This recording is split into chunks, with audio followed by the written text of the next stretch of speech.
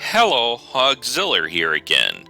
In today's video, I want to cover some of the gameplay tips and tricks I have been using for a new game I have been playing a lot of lately, Office Management 101. These tips and tricks will be current as of version 0.6 alpha, so some of these might not apply depending on when you are watching this video. If you like these kind of videos, press that like button. If you want to share your own experiences, tips, or tricks, leave a comment below, and please consider subscribing. The first item is leveling up your employees in a certain order. When your employee gets enough experience points, they level up. When you level up, you get to add a trait to the employee where you get to choose from a list of 3 randomized available traits. Some are better than others. Here is the list I use. A couple things to point out. I like to do basic project management skills first, if available, because if that employee is not working on a project, then they can find more projects for level 1 employees you are hiring, so that experienced managers don't need to look for low-level contract work for those level 1 employees. Instead, the managers can focus on high payout contract work. Additionally, I want to add that the hall monitor is the lowest rated upgrade because while an employee has this trait, they are not at their desk working while they yell at other employees who are not working.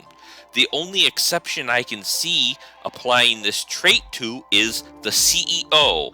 They are already going to be a level 1 for everything, forever and ever, so you can use them to yell at employees to get back to work. The second item is always be expanding. When you are expanding your office, you are getting more money for one thing, but for a second thing, if you keep your company small and your managers level up, the high-level jobs will require more high-level employees as compared to the low-level jobs, which might only require 1 or 2 or even 3 employees. A high-level job might require 8 or 9 or 10 employees. And with some jobs having a tight timeline, if you keep your workforce small, then it'll take a long time to complete those high-level jobs, risking the possibility that it will not meet the timeline.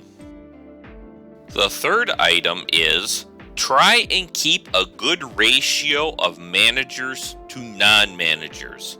Having too many managers means that you will have too many unfilled jobs, leading to a possible reputation loss.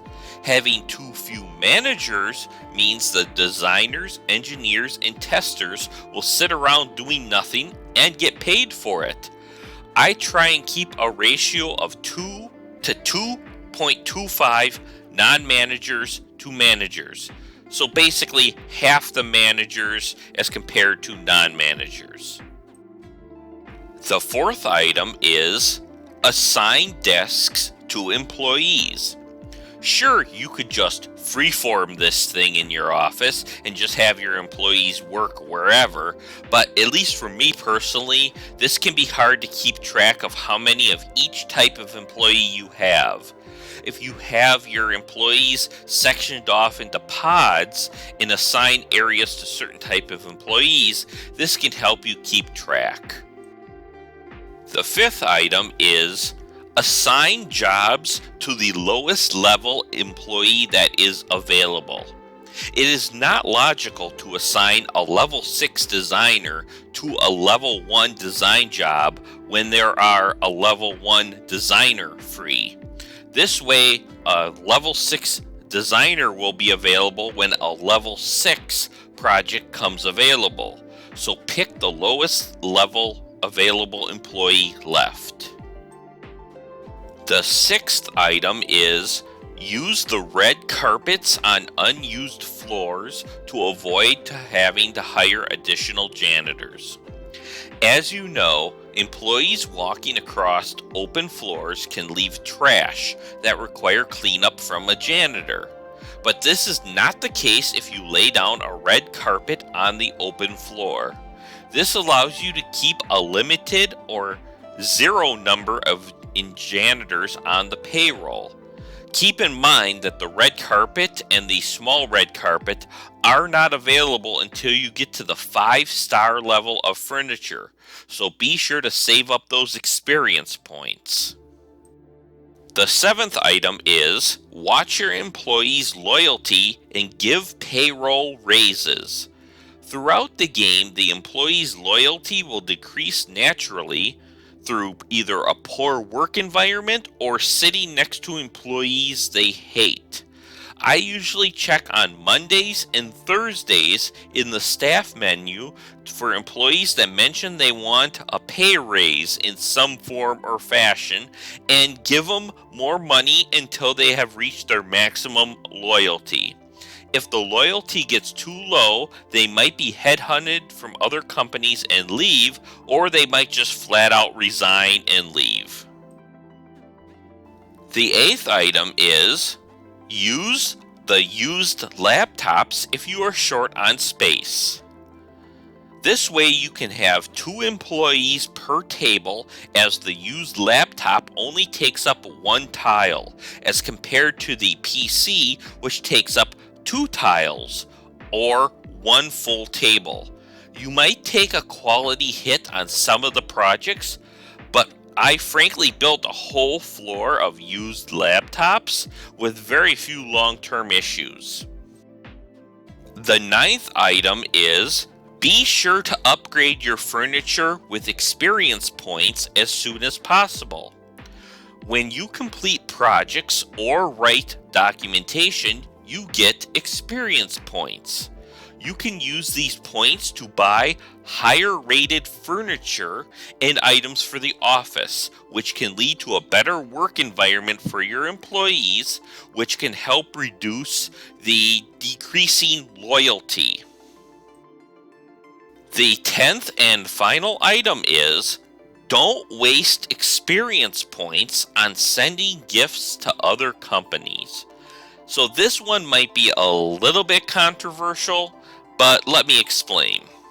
You can send gifts to other companies to increase your reputation, which in turn increases your chances of getting jobs with those companies. Early in the game, sending gifts might help when you have few managers, meaning less chances to locate jobs. But after you have a couple managers on your payroll, there is little point to sending gifts.